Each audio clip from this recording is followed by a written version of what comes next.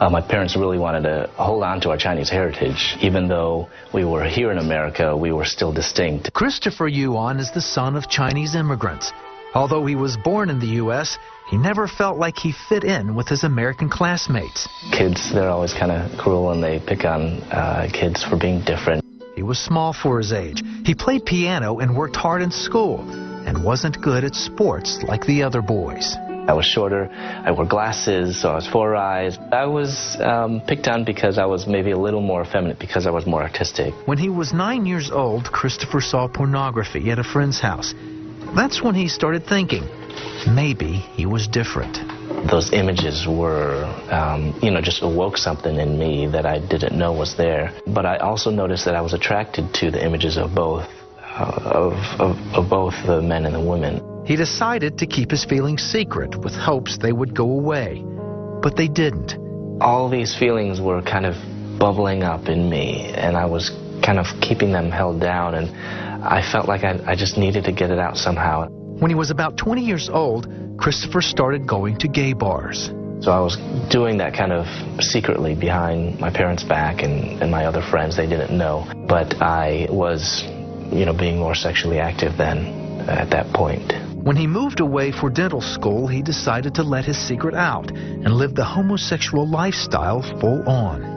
At that point, I felt like I could really express myself and explore who I was and explore these feelings that I had kept hidden for so long. Then one day while at home, he told his parents about his sexuality. Yeah, the words was definitely not enough to describe how I felt. When he told us he was gay, I felt ashamed and betrayal, rejected, devastated, and just full of sorrow. My reaction was that I feel that total hopeless, and I just give up hope. The two began to pray for their son. He was a dental student by day, but by night, he was getting deeper into homosexuality and drug abuse. I was traveling around the country and doing drugs and selling drugs, so I was missing more and more class. I really thought that I could kind of live a double life and have my drug life along with my school life and not let them interfere. It wasn't long before the two worlds collided. He was expelled from dental school just 4 months before graduation. Now that they expelled me, I just completely consumed myself with living in the gay community. I began doing what I knew how to do well and knew how to do best, and that was drug dealing. He was making big money and having several sexual encounters each day. I really, was treated like a superstar, and I felt that I was invincible, and I really felt like that I was God. His parents refused to give up on him, even though he refused to stay in touch. Every morning before I started my day, I will go into my prayer closet. And one of the prayer was, Lord, have mercy on this son. The answer to that prayer came one day with a knock on Christopher's door. I opened up my door, and it wasn't anybody that I had seen before, but it was 12 federal drug enforcement agents. Right behind me on my kitchen counter was all my drugs, and they really caught me red-handed. And I was charged with the street value equivalent of 9.1 tons of marijuana. Just 3 days after Christopher went to jail, something in a trash can caught his attention. I saw something out of the corner of my eye, and it was a book. And so I stopped and I bent over and I picked it up, and it was a Gideon's Bible. For the very first time, I opened up that good book. As I was reading it, I was really convicted of my rebellion, not only against the law and against man, but also against God. Christopher learned that there were consequences to his actions.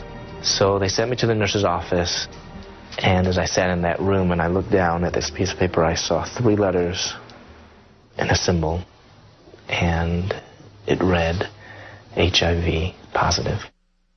He went back to his cell feeling like he had received a death sentence. He lay down and looked up at the graffiti-covered bunk over his head.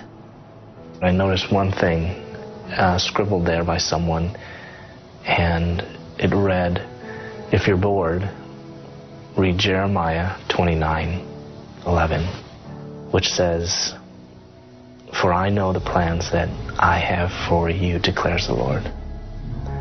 Plans to prosper you and not to harm you.'" And at that point was probably the darkest and the most hopeless point in my life, after I was sentenced to 6 years, after I had received news of my HIV status.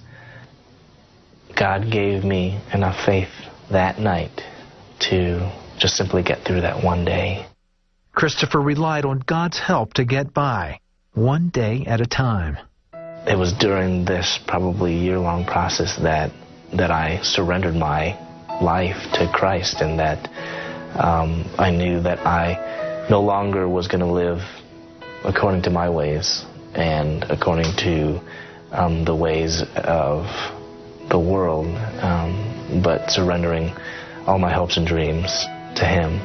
As his relationship with God grew, Christopher struggled to find justification for his homosexual lifestyle.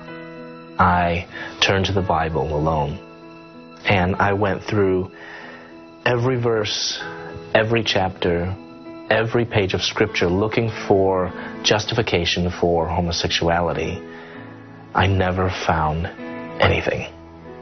So I was at a turning point, and a decision had to be made. It was either abandon God and His Word to live as a homosexual by allowing my feelings to dictate who I was, or abandon homosexuality by liberating myself from my feelings and live as a follower of Jesus Christ. My decision was clear and obvious, and I chose God. Christopher was released from prison after serving his sentence. Today, his relationship with his parents has been restored. He's an instructor at Moody Bible College in Chicago and lives each day with purpose. No person has ever been promised that we would have tomorrow, and yet most of us, we live with the expectancy of tomorrow.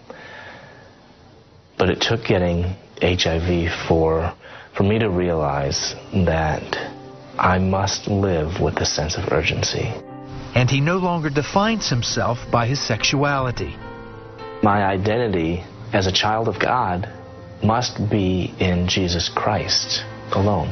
God was telling me, don't focus upon your feelings, or don't focus upon your sexuality, but focus upon living a life of holiness and living a life of purity. Being a Christian is not an easy thing. I may still struggle, but God has given me the grace. God has claimed the victory on the cross, that though I may still have struggles, I'm not going to be bound by them.